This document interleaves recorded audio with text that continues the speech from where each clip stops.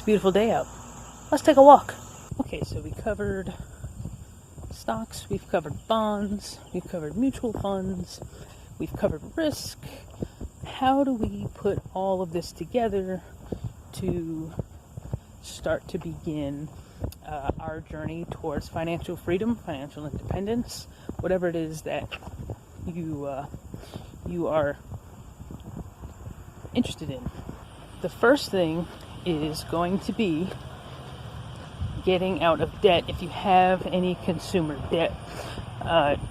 The more payments you're making out to other people, the less you're able to pay yourself. If you've got $500-600 in debt payments going out every month, or if you have some car payment that's $500 every month, that's $500 a month that you're not investing.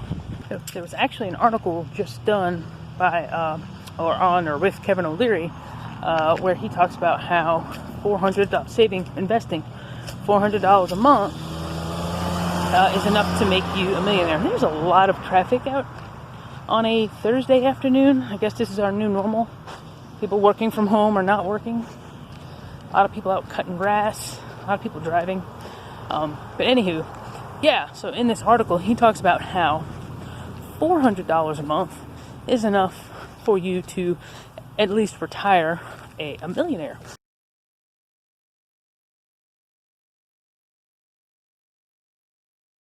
If you have a $400, $500, $600 car payment, not only is that asset depreciating, but that's $500 a month that you are not putting into an investment fund. So, for those of you out there that have a car problem or a car addiction, or are afraid to drive something a little bit older, you're really robbing from your future.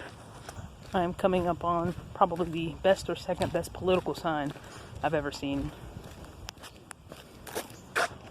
Any functioning adult 2020.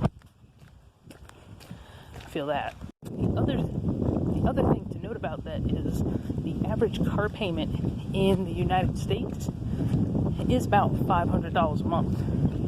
So you can feasibly become, or at least retire, a millionaire on less than that. And that math works out, by the way, $500 a month times 12 months just so happens to be $6,000, which just so happens to be the maximum you can contribute a year to a Roth IRA. So consumer debt, particularly car debt, is a really big deal. And it can be, or is, not can be, it is a really big destroyer of wealth.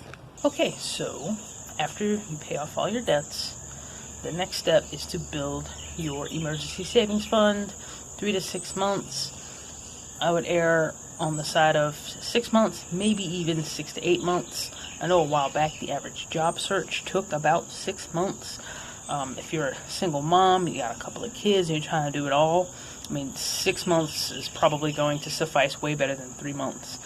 If you have a super high in demand job, granted these things always change, but if you have a really high demand job, then you can get away with 3 months. But I think for the average person, especially single folks out there, 6 months is definitely the way to go.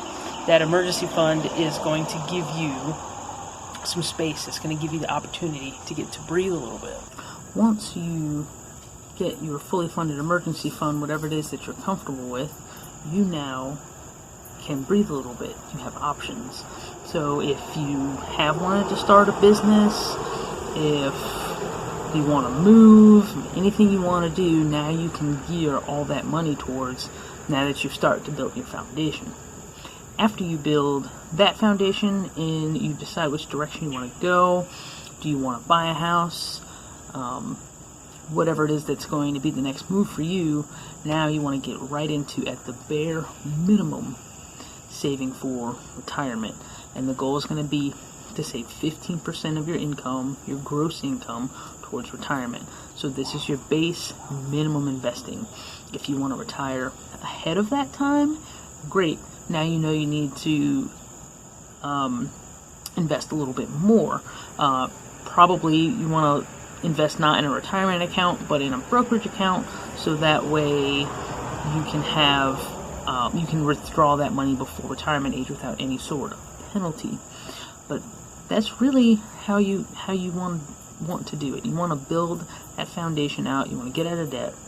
You want to have your cash reserves. Decide what it is that you want to do. If you're not happy in your career, decide where you want to live for the rest of your life. Decide where you want to live for the next several years. Purchase some real estate. Buy your house. Unless you're going to be permanently mobile, but still may not be a bad idea to own some real estate to rent it out. That's a personal decision for you to decide. And now you're going to start to work to buy those mutual funds, index funds, those things we talked about. And as well as, especially if you're a little bit older, or if you already have a decent nest egg that you've been cooking on, then you move into some bonds. But you definitely want to have your index funds, ETFs, mutual funds on lock, minimum 15%. And from there, you're looking good. The last thing is, once you get that base established, you got your career path, whatever it is you want to do to be that first stream of income established. Now, focus on buying assets. Things that are going to raise value and make us money. You know, the whole mentality of, well, you can't take it with you when you're gone, it's a poor mentality to have.